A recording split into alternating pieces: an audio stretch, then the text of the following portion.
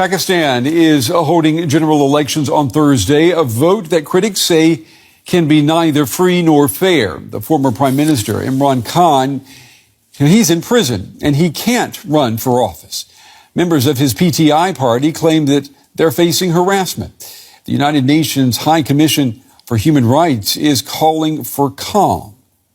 Ahead of Thursday's parliamentary election in Pakistan, we deplore all acts of violence against political parties and candidates and urge the authorities to uphold the fundamental freedoms necessary for an inclusive and meaningful democratic process. In the lead up to the vote, there have been no less than 24 reported instances in which armed groups have staged attacks against members of political parties.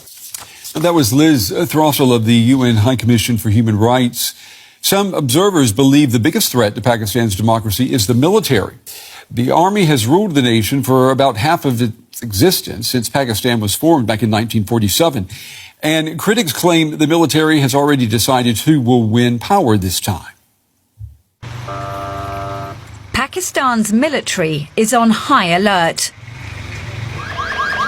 This week, it's been holding joint patrols with police in the capital Islamabad ahead of the election. After last year's violence, it's leaving nothing to chance. That violence followed the arrest of former Prime Minister Imran Khan in May 2023. Even military barracks were attacked. Now that he's behind bars, Khan is banned from standing in this election. Khan and his supporters blame the military for his fall from grace. Yet his rise to power has also been attributed to the military. His opponents in 2018 claimed he was the army's proxy, something Khan denied. This year, 3 times Prime Minister Nawaz Sharif, who's also been in prison, is said to be the army's favoured man. That's after a ban preventing him from ever standing in an election again was recently overturned. Military interference in Pakistan's politics is nothing new. The country's first official military coup was back in 1958, when martial law was declared following a period of political instability. Just over 10 years later, one general handed over power to another. There followed some years of civilian rule. But another military coup was staged in 1977. The 80s and 90s again saw a period of civilian government, but it was finally overturned in yet another coup, General Pervez Musharraf serving as president until 2008. In total, the army has directly ruled Pakistan for more than 30 years out of its 76-year history. When not in direct control, it's continued to exert huge influence. No prime minister has ever finished their full term, with the military always accused of playing a role. Imran Khan lost the support of the military and was deposed. Now Nawaz Sharif has apparently won that military support back. I want to bring in now Michael Kugelman. He's the Deputy Director of the Asia Program at the Wilson Center. He joins us tonight from Washington, D.C. Michael, it's good to see you.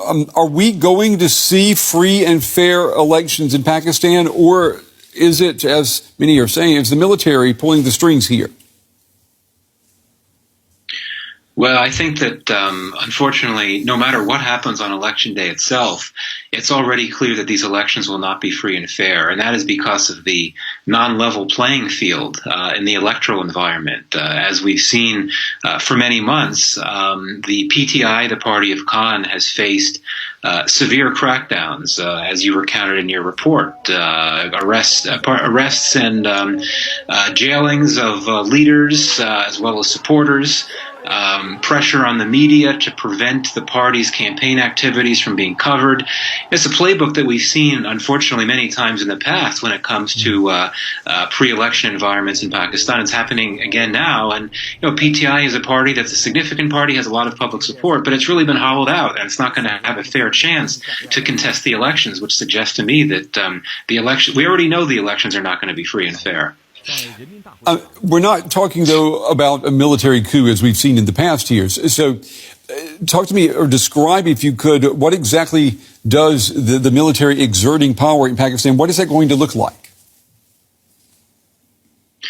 Well, what I just laid out before is essentially what the military's influence looks like. You're right. It's been more than 15 years since the military last held direct power, but it has continued to be influential from behind the scenes by, in this case of elections, engaging in certain pressure activities and shaping the electoral environment in a way that the party that it does not want to see come to power cannot come to power. And again, this happened in 2018. At that time, the roles were very different in the sense that the army viewed Imran Khan as a favorite son, and it viewed Nawaz Sharif as the enemy, so to speak. And so it took steps. It sponsored activities that made it difficult for the PMLN and made things easier for PTI. But I would argue that today, the army is much more overtly involved in politics than it typically has been when it doesn't formally hold power. And you could see that in particular in terms of how it's been very present on economic policy. The army chief of the country is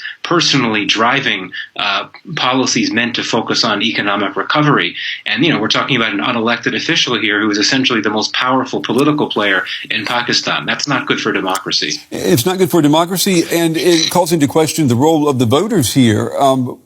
What role do voters have in Pakistan moving forward? Well, we've seen most elections in Pakistan's history, turnout has not been very good. It's hovered around 50%, oftentimes less.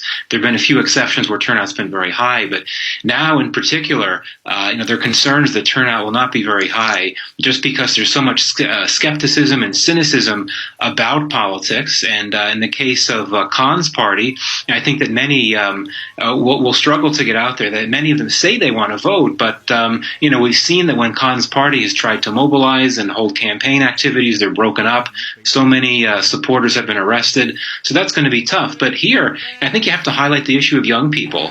Much of Pakistan is young demographically.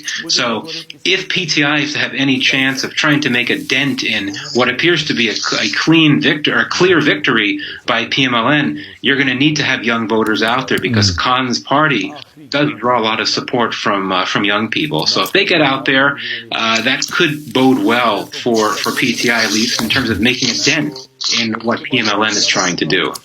Michael Kugelman with the Asian program at the Wilson Center. We appreciate your time and your analysis tonight, Michael. Thank you.